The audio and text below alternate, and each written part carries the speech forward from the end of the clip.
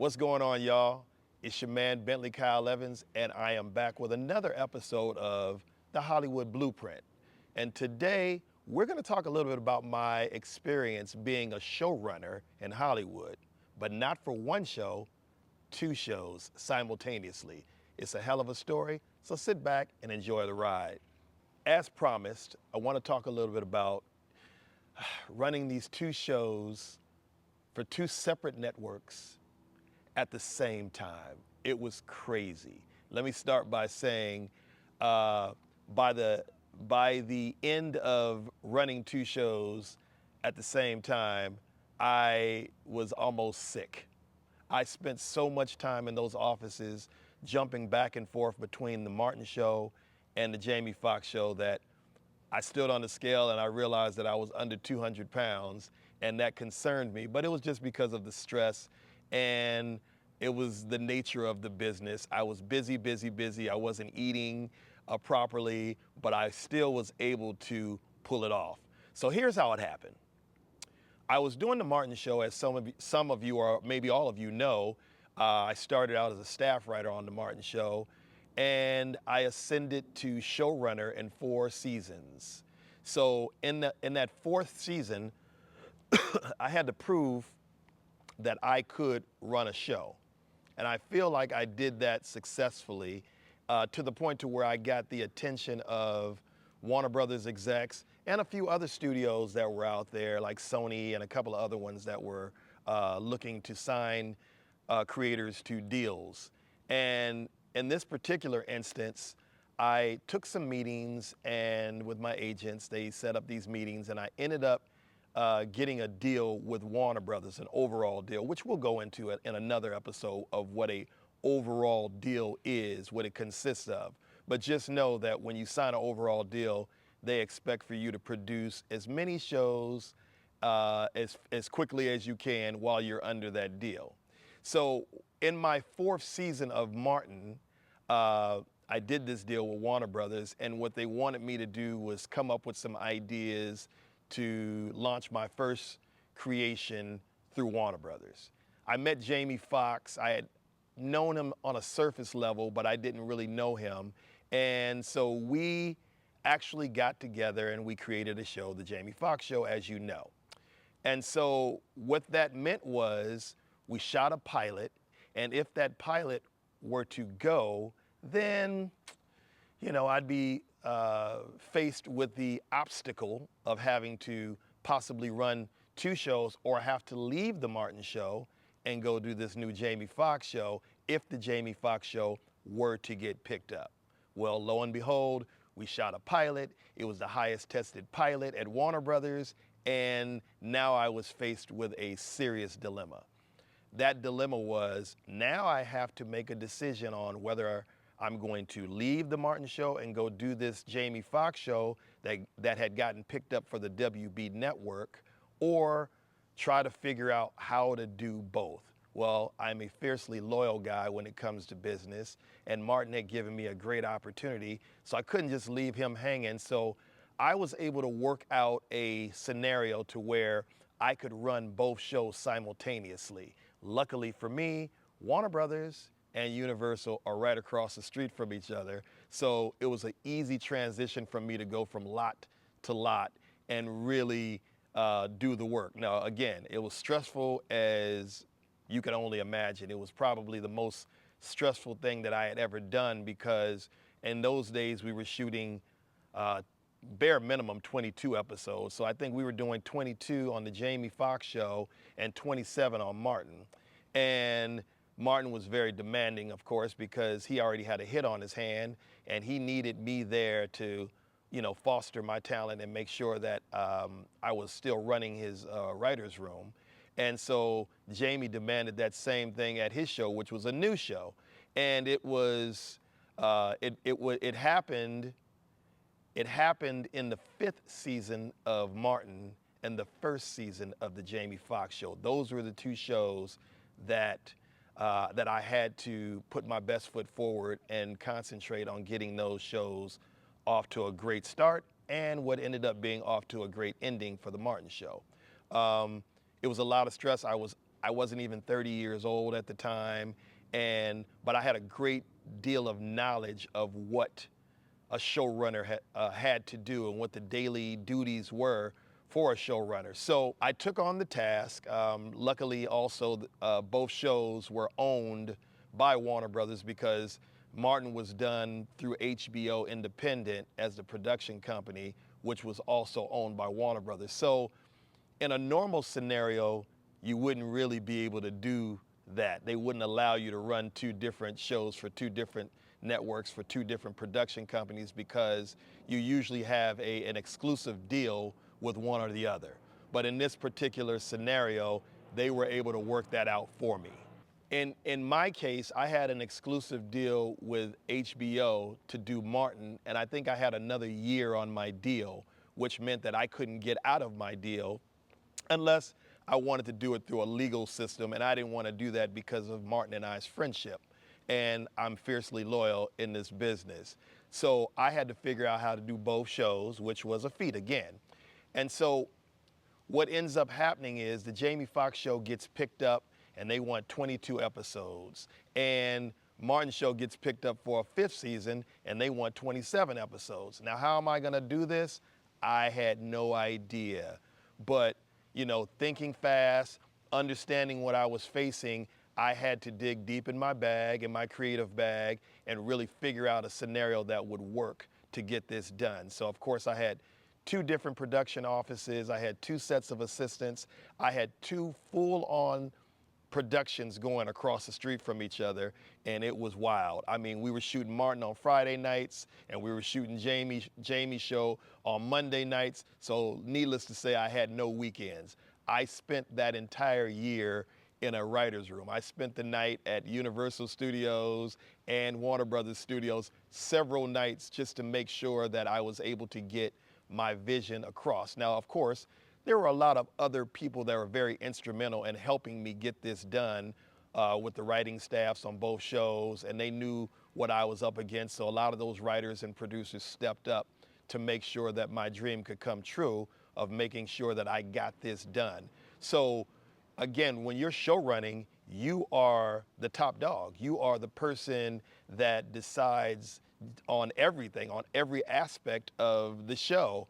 And so having to do that for two different networks at the same time was next to impossible. Keep in mind, I'm somewhat of a kid at the time. I'm under 30 years old, and I'm faced with this big major responsibility of running these two shows. So it was something that I had to do, and I could not fail Martin, especially because of our deep-rooted relationship and friendship, and Martin had given me an opportunity that no one else had given me, and that was to get on his writing staff in the first place and then take it to the next level of being of graduating to a showrunner position, which is the highest position that you can have in television. With the Jamie Foxx show, it was more demanding because we were creating something new.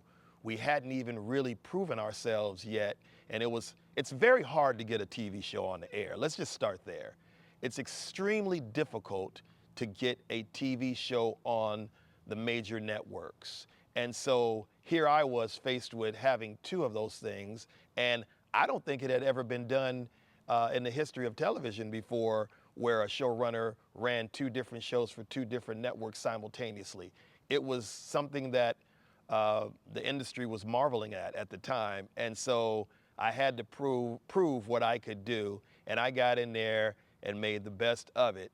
I had to make sure that both shows had the ample production staffs and crews to make this go off like gangbusters.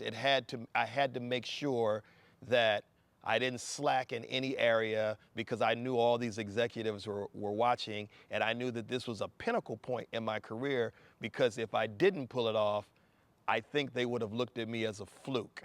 So I had to make sure to pull it off, and we did so masterfully, in my opinion.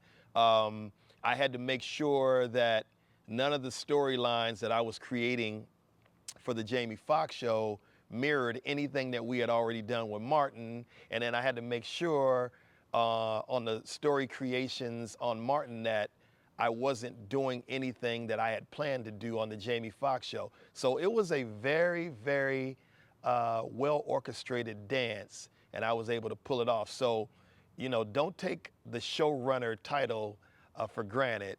That is a very, very key point and position in content creation, especially when it comes to a network show. And I was able to do that.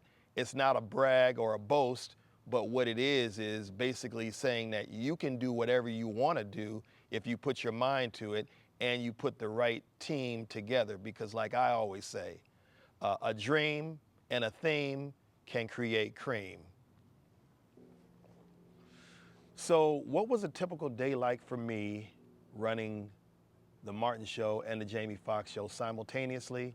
Well, let's just start with I would schedule. Well, scheduling was key, so I would schedule one production to overlap with the other production. So a typical day would be I would start at the Martin Show, and I would go into the writer's room and I would work with the writers on coming up with good ideas for that season. And we will cultivate those ideas into outlines and, of course, into scripts like I normally do. But then that same day, I might be required to be at the Jamie Foxx Show across the street to do a rehearsal or to do a run through for the producers. And so the typical day was like you go in, you spend time on one show, and then you would basically put your second in charge, which on the Martin Show was a gentleman by the name of Kenny Buford, who's a good friend of mine.